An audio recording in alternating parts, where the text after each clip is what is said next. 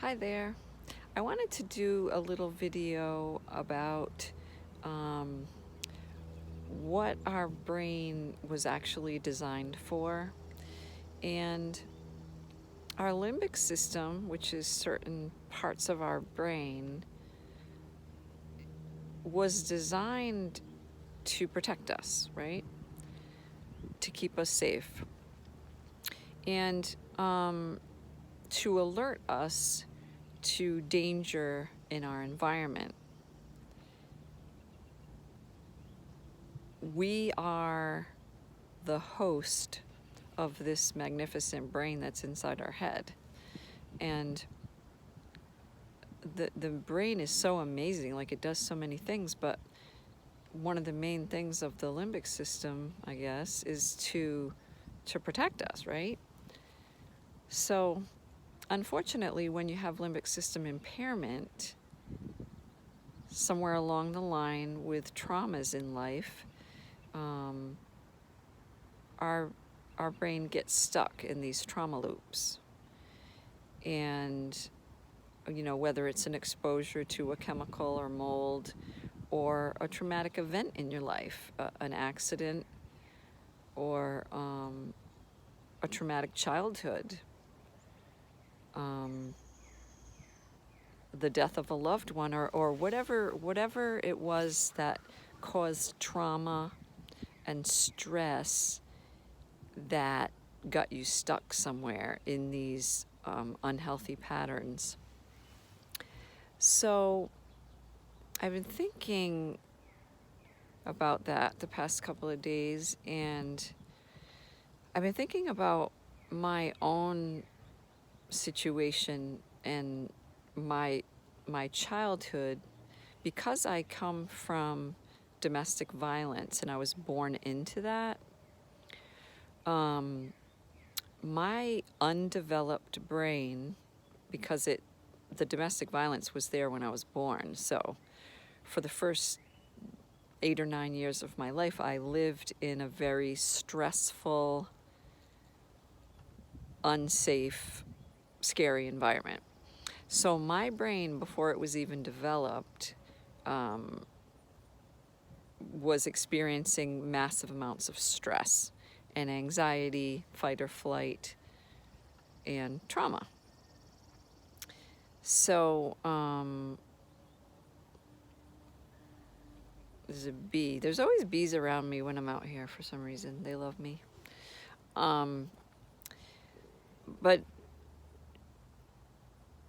my thinking is that my brain had to learn to protect me from infancy, from my environment, make sure that I was okay.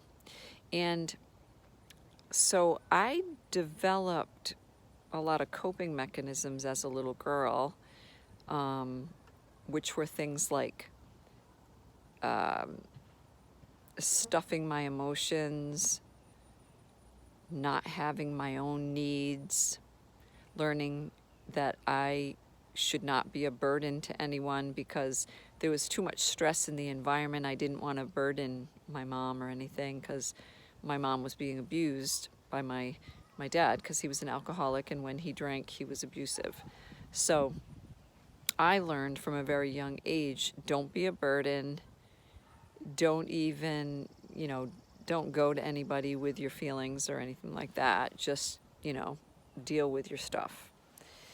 And I think I dissociated a little bit during the very traumatic times when there was violence and I was by myself in my bedroom. I think I kind of learned how to dissociate myself from my environment. So I think I learned a lot of very unhealthy coping mechanisms. I don't know if I already said this, but people pleasing and putting other people above myself so I wouldn't burden anyone. So I denied myself the right to really feel and need anyone. So okay, I'm losing my train of thought a little bit. I apologize. What the heck was I gonna say? See, that's probably my brain looping because it doesn't want me to talk about this. Darn it. Oh yeah, so I was gonna say, when I was about 7 years old, I was outside playing at night and my friend got hurt, and so I ran to rescue her. And I ran in, because it was dark, I ran into a telephone pole wire that comes down from the pole and goes into the ground, and it's really, really thick and tight. And I ran into it and I banged my collarbone, and it was the most painful thing I had ever felt. I was 7 years old. I went home, it was nighttime. I went home and I went in the house. My mom was sitting at the table with her friend and they were just talking and stuff. And I walked in the door and she said, "Are you okay?" And I said, "Yeah, I'm fine. I just want to go take a hot bath." So I went and pretended that I was fine, and I was in excruciating pain. And I went and I took a bath and I soaked in the tub and I didn't cry. And I was in a lot of pain.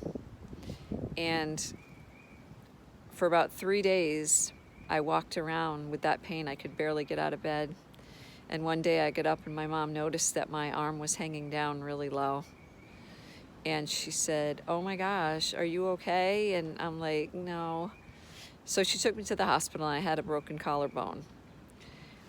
So my point is that I learned very young to ignore my pain, to ignore my feelings, and to not burden anyone, which in my childhood was very helpful to get me through things.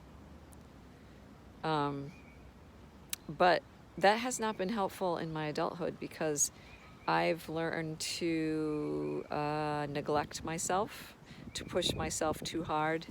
So many times I've pushed myself to exhaustion, just trying to be the hero of the story and please everyone and get things done. Also, at the age of 12, I developed an eating disorder, which I think was about control, having some control in my life, feeling like I had to be perfect. And it was also a way of not feeling my emotional pain. I trained myself to just focus on my, my body being perfect or thin enough, or not eating. I starved myself for a period of time and wouldn't even allow myself to drink water or anything. Fortunately, my mom got me help and I got through that. But that was another coping skill that I learned at a very young age.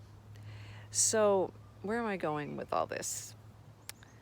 Okay, so when we're retraining our brains and we have all these old patterns and coping mechanisms that aren't healthy, we have to teach our brains to trust us. My brain doesn't, what the heck? Ugh, bugs. My brain doesn't trust me to take care of myself. I think my brain is afraid to come out of fight or flight because it doesn't trust me that I am going to take care of myself. That I'm going to push myself too hard, that I'm not going to eat right, that I'm not going to get enough sleep, because those have been my patterns in the past. I have to convince my brain by my new thoughts and behaviors and the way that I respond to life situations. I have to convince my brain that I am going to take care of myself and that it can calm down, that it can get out of stress mode and calm down, because I'm going to be okay. I am safe. I am going to be acting differently. I'm going to be responding differently to life situations. I'm going to make sure I sleep enough, eat well, take care of myself, put my needs first, and not neglect myself the way I have in the past. I have to convince my brain that it is safe to move away from fight or flight into rest and restore. That my brain doesn't have to keep giving me alert signals all the time because I eat something that my brain is going, no, don't eat that. And then it gives me symptoms, or I smell something and my brain freaks out and starts giving me symptoms telling me that the chemical's going to kill me or something. So I have to start responding differently to things than I usually do to show my limbic system that I'm okay, that I'm not in danger all the time. So I just wanted to share that because that's what I've been thinking about. So I hope this helps someone. Thanks for watching.